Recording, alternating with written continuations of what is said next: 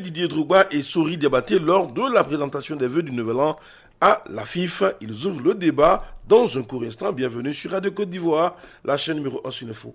Et le sport. Pour l'instant, mesdames, messieurs, retrouvons justement nos amis du... Les Sori et Drogba, à la présentation des vœux, il n'est pas encore tard pour bien faire. Peut-être ces deux légendes-là, ces deux personnalités, disons, viendront après pour lui présenter les vœux, comment on appelle là, au président. Sur ce sujet, voilà. Ils ont demandé, c'est les présidents de club qui sont partis souhaiter leurs meilleurs vœux au président de la FIF. Est-ce que Didier Drogba c'est un président de club? Est-ce que Sori Diabaté c'est un président de club? Non, ils n'ont pas dit le monde sportif. Peut-être l'appeler en tant que frère pour lui souhaiter bonne et heureuse année. Mais ils n'ont pas besoin de se déplacer pour aller jusqu'à la FIF là-bas pour faire chose. Parce que la cérémonie était destinée au président de club. Drogba n'est pas président de club. Ce qu'il dit est vrai. On parle des vœux des présidents des clubs au président de la fédération. Et comme Sori Diabaté et Didier Drogba ne sont pas présidents des clubs, bon, ils ne font pas partie de ce lot-là. Peut-être après, si on disait tout le monde sportif footballistique va présenter ses vœux au président de la fédération.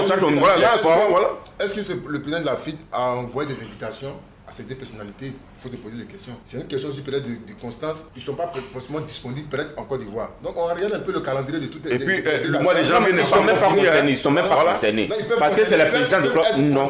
Parce qu'ils ont été d'abord des candidats à l'élection passée. Donc c'est pas mauvais qu'ils ne prennent pas aussi à la présentation des vœux de l'actuel commerce. Voilà. Non, mais c'est ce que j'ai dit. Eux, ils ne sont pas concernés parce que c'est les présidents de club qui ont été invités. Donc Didier Drogba n'est pas président de club. Sori Diabaté n'est pas président de club. Moi, je ne trouve pas normal qu'eux-mêmes ils s'amènent là-bas. Tu vois, c'est pas important. Ils peuvent s'appeler pour se souhaiter des meilleurs vœux. En fait, M. Sadoko, ce dont on est en train de parler ici, c'est que c'est les présidents des clubs qui vont souhaiter les vœux, les meilleurs, comment on appelle à leur président. Voilà. Donc, si Didier Drogba n'est pas président des clubs, Sori Diabaté n'est pas président des clubs, donc ils ne font pas partie de ce lot-là. De ce lot-là. Donc, le slogan rassembler pour développer. A-t-il eu son sens? A-t-il eu son sens? C'est pas encore. Voilà. Je ne voulais pas rebondir sur ce que mes collègues disent, mais votre question, votre insistance va me faire. Vous savez, nous ne sommes pas un dîner de charité. Voilà. Là, on parle d'un ensemble de personnes qui ont pour point commun la maison des verts. Didier Drogba est un candidat malheureux, il est dans son coin. Si c'était un dîner de charité, forcément ces personnalités sur invitation allaient venir. Mais là, Drogba va présenter vœux à Sori Diabaté, à Idriss Diallo en qualité de quoi et qui? Il n'est pas son. Non. Voilà. Et oui, c'est vrai. Il n'est ni président, il n'est ni agent de joueur, il n'est ni secrétaire. Voilà. Pour moi, sa présence est à son absence. C'est un ancien joueur. Si ils veulent rassembler pour unir, si on organise une rencontre de charité pour passer le compte, on les invite. On lui dédie une invitation. Ils viendront. Les deux viendront. Voilà. C'est tout. Sinon, il n'y a pas de mal à ce niveau. Moi, je suis d'accord, je suis partant pour dire que c'est présentation des vœux des présidents des clubs. Mais cela n'empêche pas aussi les Didier Drogba d'aller présenter des vœux. C'est pas dans ce contexte. Non, au président de la FIF parce que eux-mêmes là, ils ont été footballeurs. Ils peuvent aller présenter les vœux au président. Ne faites pas de ça. Mais cela ne veut pas dire que. Vous savez. Je vais poser une petite question à Eric là. Didier Drogba va présenter les vœux à Idriss Diallo en tant que qui? Voilà. Ok, tu m'as posé la question, je vais répondre. Didier Drogba présente ses vœux au président de la FIF parce que le président de la FIF est le dirigeant du football en Côte d'Ivoire actuellement. Donc je peux me lever pour parler présenter mes vœux. Oui, tu dis président, meilleur vœu. Mais ça non, ne fera pas de ça une polémique. Il n'y a pas de fait à la demeure. Merci à vous, messieurs. Le débat il continue justement sur la page Facebook de Radio Côte d'Ivoire en un seul mot. Avec tout ce qu'il y a comme actualité autour, c'est bien. Allez, continuez. Merci de faire plaisir justement aux auditeurs de Radio Côte d'Ivoire. Ici donc, l'information majeure, c'est donc le CHAN 2022. Finale de ce CHAN 2022, ce sera donc le Sénégal qui défiera samedi pour son baptême du feu. Les Fennecs qui ont humilié et faire boire au MENA le calice jusqu'à l'Ali en demi-finale. Hier donc, dans le dernier carré, il y a eu sensation, il y a eu beaucoup de buts, il y a eu beaucoup de joie. Et surtout, du côté algérien, c'était la fête. Type du MENA, pourtant très bien installé dans cette rencontre. L'équipe algérienne va sortir l'artillerie lourde et tenter donc de désarçonner ces hommes venus du Niger. Niamey ne réussira pas donc à résister à la furia d'Alger et donc les Fennecs plus rusés, plus malins, plus intelligents vont donc asphyxier dans les 15 premières minutes cette équipe du Niger. 15e minute, Ayoub Abdellaoui, le capitaine et défenseur de cette équipe, sur un corner, va donc envoyer ce ballon au fond des filets après que le gardien se soit donc déchiré. Le joueur du MC Alger ouvre le score à la grande joie des supporters algériens. 23e, 34e, Aymen Mayus, le joueur de l'USM Alger, comme à son habitude, va encore faire parler sa puissance et son intelligence. Il va donc corser l'addition pour les Algériens. 3-0, l'on déjà commence à rêver. La panique s'installe chez les Nigériens et le MENA va donc paniquer davantage. Quant à la 45e minute, Boureima Amadou va marquer contre son camp pour l'équipe algérienne. Ça fait 4-0. On aurait cru que le MENA serait peut-être revenu dans cette rencontre pour tenter de titiller les Algériens, que non, ce sont bien sûr les Fennecs qui vont enfoncer davantage le clou avec un but à la 83e minute de Soufiane Bouyaziz qui permet donc à l'Algérie d'aller en finale avec un score fleuve de 5-0, score qui n'a pas encore été réalisé dans cette compétition. Les Algériens eux-mêmes restaient sur 4 buts en 4 sorties dans cette rencontre. Deuxième demi-finale opposait l'équipe du Sénégal à celle de Madagascar. Les Malgaches ont été obligés de sortir de cette compétition par la faute d'un certain Pape Diallo qui, dans cette rencontre 5e minute, va donc scorer pour le Sénégal sur un travail bien fait de Mamadou qui permet donc au Sénégal de pouvoir se hisser en finale. Première finale pour cette équipe du Sénégal dans cette compétition. De ce chant est donc prévu pour samedi prochain à partir de 19h. Le Sénégal va donc défier l'équipe de l'Algérie.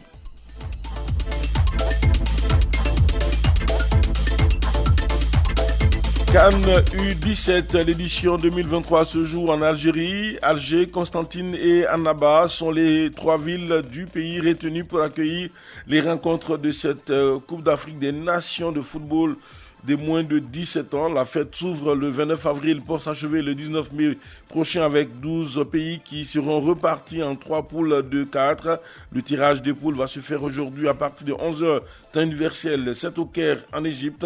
La CAF a dévoilé hier les pots qui vont être utilisés pour ce tirage. Il s'agit donc de l'Algérie, le pays hôte, le Cameroun, le tenant du titre, et le Nigeria en tant que 4e de la précédente édition qui hérite du statut de tête de série et ne pourront pas donc tomber dans le même groupe. Voici donc la composition des différents pots.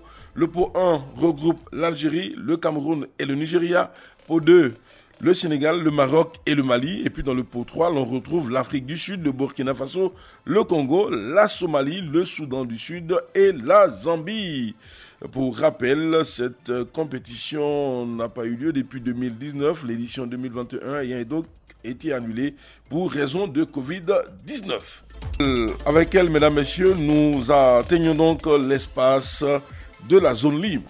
27 20 21 44 48, 27 20 24 87 87 pour participer à ce moment d'échange sur Radio Côte d'Ivoire. Notre sujet, le voici.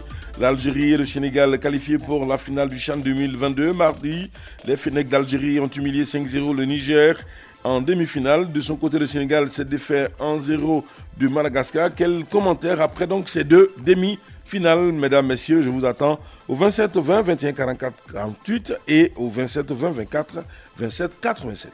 Attention donc de nos auditeurs de la zone de Divo en raison donc des travaux de remplacement des antennes FM au centre émetteur de Divo. Le signal de diffusion de la radio sera donc interrompu dans cette zone de couverture durant 2 jours, c'est-à-dire aujourd'hui et demain. L'arrêt donc du signal des chaînes de radio Côte d'Ivoire, la chaîne nationale, et de fréquence 2 se fera donc du mercredi, c'est-à-dire aujourd'hui 1er février, ce jusqu'à demain, jeudi 2 février.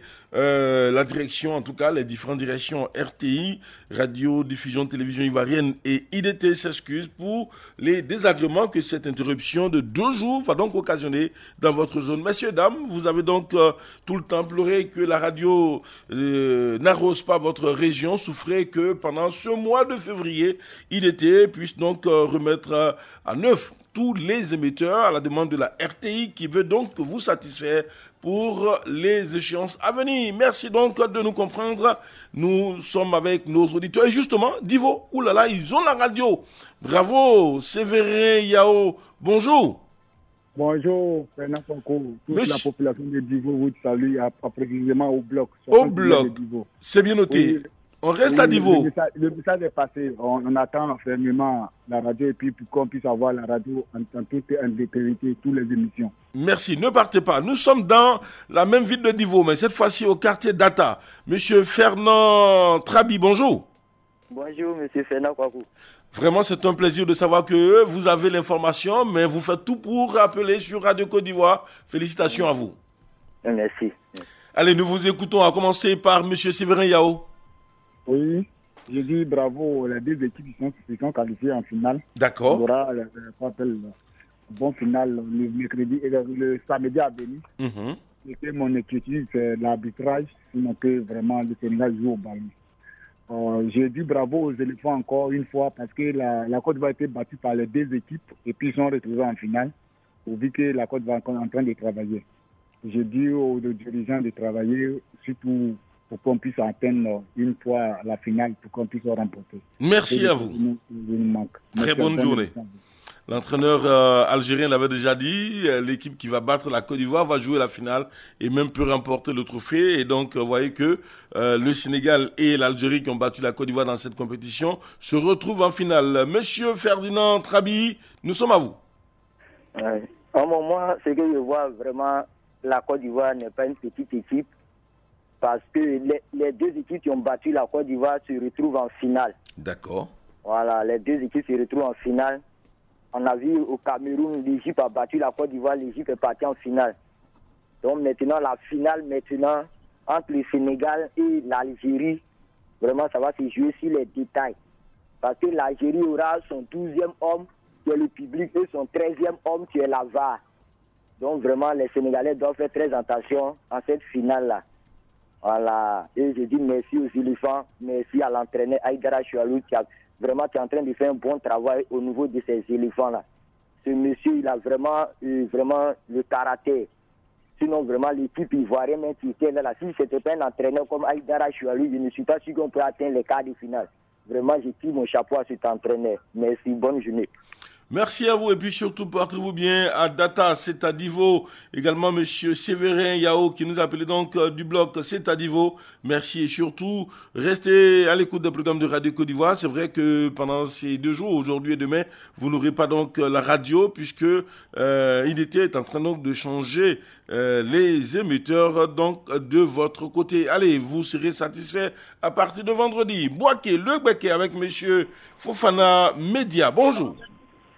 Bonjour, M. Fernand. Oui, nous vous écoutons. Vraiment, je suis de bon final entre le Sénégal et puis Algérien. D'accord. Et vraiment, je remercie l'encadrement de la Côte d'Ivoire aussi. Parce que la Côte d'Ivoire n'a pas de mérité. C'est vrai, on a joué. La chance ne nous a pas souri. On a raté des occasions en or. Et vraiment, maintenant, tout ce que je peux te dire, vraiment, Adara Soario, là, ils n'ont pas tout fait pour le garder pour de l'avenir de l'équipe A. D'accord. Parce que c'est un entraîneur, vraiment, il est vraiment homme. Il est bien. Il est bien. Et quand il nous le truc, faut pas, ils vont venir dire que non, tel qu'il a essayé, ils vont l'enlever là-bas. D'accord. Donc vraiment, moi, je voulais qu'il n'a pas resté là-bas pour qu'il continue avec les joueurs là. C'est bien noté. Ils sont tous rentrés vraiment depuis avant-hier. Le président de la FIFA vous entend, il vous écoute. Mais demandez aussi à Aïdara Choualou de commencer à dépasser l'étape des quarts de finale. Jeux Olympiques, quarts de finale, Chan, quarts de finale, tous les tournois, quarts de finale. Ça commence à devenir beaucoup avec les quarts de finale. Allez, merci. Très bonne journée à vous, monsieur Fofana Média depuis Boaké. Et puis, salutations à toutes les populations du Béquet. Très bientôt, vous aurez aussi la visite de nos amis de IDT qui seront chez vous pour changer les antennes donc, du centre émetteur dans cette partie pour qu'on puisse percevoir bien les programmes du groupe RTI, tant radio que télévision et tout le monde. Merci. On est ici avec Clément Scholl de faire un tour d'abord sur la toile et puis ensuite on prend nos consultants, n'est-ce pas? Allons lire donc le message de Monsieur Christophe Kwame.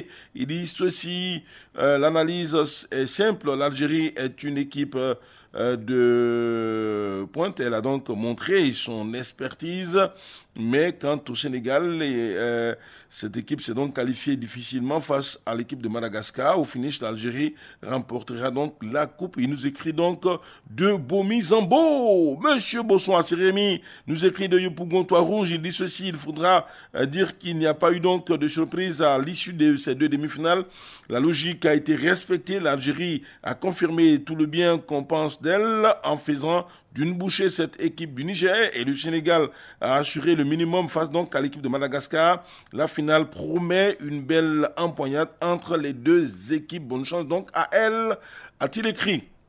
Et puis, monsieur Josui Oumantano dit ceci, lui qui est donc à l'Institut Pasteur d'Adieu-Podoumé. Il dit qu'il pense que ce sont donc les meilleures équipes qui ont atteint donc ce niveau de la compétition. Ce sont les équipes des pays qui ont mis au centre de leur affaire l'honneur de leur pays et le respect de leur drapeau national. C'est donc ces deux pays qui ont atteint ce niveau de la compétition. Cela donc veut dire tout simplement que c'est seul le travail qui paie. Il félicite donc l'Algérie et le Sénégal qui sont sur une pente ascendante au niveau du football. Il pense que les autres qui sont encore à la traîne vont suivre cet exemple et il espère que la Côte d'Ivoire ne continuera pas de faire du surplace.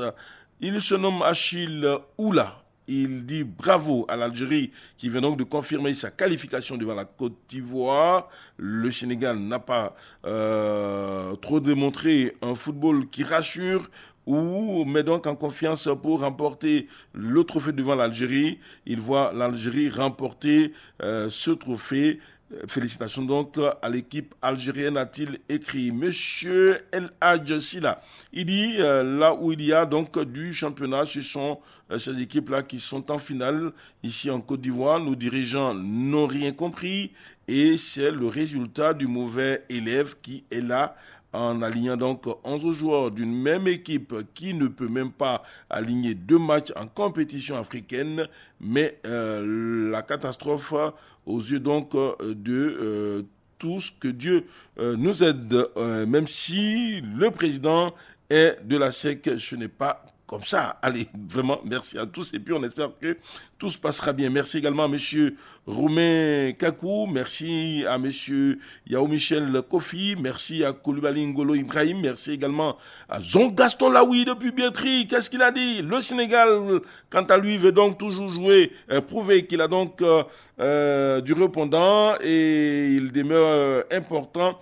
Ce n'est donc pas pour rien qu'il avait donc occupé la première place au niveau donc du continent africain. L'Algérie, pour lui, ce n'est plus donc à démontrer. Merci en tout cas à tous. Merci surtout à monsieur Rougeau, le Belge Conan, qui ont tous écrit un message sur la page Facebook de Radio Côte d'Ivoire en un seul mot. Wassa Traoré, il se nomme Chalio Demandé, il est en ligne. Bonjour Joyau. Bonjour. Bonjour coach Traoré Lassina. Bonjour Fernand. Commençons par le coach Traoré Lassina. On sort donc de cette demi-finale. Quel enseignement vous tirez? Quelle analyse vous faites? Écoutez, pour ce qui concerne la première demi-finale, Madagascar-Sénégal, c'est un match pour moi tactique où les Sénégalais se sont imposés dans les duels. Ils ont aussi mis beaucoup d'impact en coupant toutes les séquences offensives malgaches avec un 3 rideaux très compact, très solide, défendant en avançant, avec un collectif fort. Franchement, les Sénégalais m'ont impressionné dans leur bloc très intransigeant dans les gestes. Et malheureusement, pour ce qui concerne les Malgaches, auxquels moi, personnellement, pour ce qui a été donné de voir lors des quarts de finale, m'a personnellement déçu. Ce qui n'a pas vraiment marché après cette remarque-là, c'est que les Malgaches ont été tétanisés par cette demi-finale. Ils ont manqué de prise d'initiative dans les attaques, la percussion, qui était leur qualité. Et sincèrement, ils ont perdu beaucoup de ballons. Et là, ça a été à leur défaveur. Pour ce qui concerne l'autre demi-finale, 5-0, un vrai cauchemar pour l'équipe du Niger. Mais c'était un match qui a été totalement maîtrisé par les Algériens, fidèles à leur manière de jouer avec le 3-4-3. Et comme je l'avais prédit hier, Aymen Mayous et Zakaria Braoui ont été vraiment très décisifs, avec une équipe algérienne qui monte beaucoup en puissance, très sérieuse, appliquée. Et c'est le fruit de 15 mois de préparation. Ce n'est pas un fruit de hasard, et c'est bien mérité par Bouguera, qui s'est appuyé sur le statut de l'USMA, en prenant quand même des joueurs de qualité comme Youssef Laoui, et surtout Kendouzi Ahmed du Sétif. Et là, sincèrement, il faut reconnaître que ce mixage-là montre la qualité, une fois de plus encore, de l'entraîneur Majid Bouguera. Et ça sera franchement pour moi une finale, une affiche prestigieuse entre l'Algérie et le Sénégal. D'accord, bien noté. Chalio, quand on regarde un peu ces deux équipes qui accèdent en finale, est-ce que l'on peut dire qu'il y a eu complaisance ou c'est le mérite qui les conduit là? C'est le mérite, c'est les deux meilleures équipes du tournoi qui se qualifient là. Et ça me rappelle que cet Algérie-Sénégal, c'est aussi l'affiche. C'était aussi l'affiche de la CAN, la finale de la CAN 2019 en Égypte. Vous voyez que la régularité dans les performances des deux meilleures équipes qui ont déjà disputé une finale de Coupe d'Afrique des Nations, on les retrouve 3 ans après en finale du championnat d'Afrique des Nations. Et je pense que sur ce qu'on a vu hier, l'Algérie a rendu son match très facile face au Niger très tôt. Ils ont plié cette partie-là et ils ne se sont pas mis la pression parce que là, ils reviennent de loin après le quart de finale difficile contre la Côte d'Ivoire. Ils n'ont pas voulu se mettre cette pression-là. Ils ont très vite plié le match. Et puis, c'est un score inhabituel en demi-finale d'une compétition d'une telle envergure. 5-0, je pense que le Niger n'a pas pesé lourd hier face au Fenech. Maintenant, on passe le Sénégal, ça a aussi fait peur parce que le Sénégal avait les moyens de tuer ce match-là. Quand tu regardes la physionomie du match, c'est un match peut-être de 3, de 4, 4-1, de 3-1. Mais les Sénégalais ont raté beaucoup d'occasions, ils ont partagé surtout en deuxième période. Mais je le dis, ils ont eu le mérite quand même de gagner ce match-là et de se qualifier pour la finale. Algérie-Sénégal, grosse finale, je pense qu'on va se régaler. En tout cas, samedi, on va donc se régaler dans un stade archi-comble qui va donc accueillir cette finale entre Algériens et Sénégalais. Cette équipe de l'Algérie qui se qualifie pour la finale avec un total désormais de 9 buts, 5 buts en une rencontre dans cette compétition. C'est une machine qui s'est mise donc en branle et qui peut faire mal à tout moment. Merci donc à nos amis du parc automobile avec à leur tête Kamagaté depuis Cocody qui chapeaute donc toute cette organisation. Merci également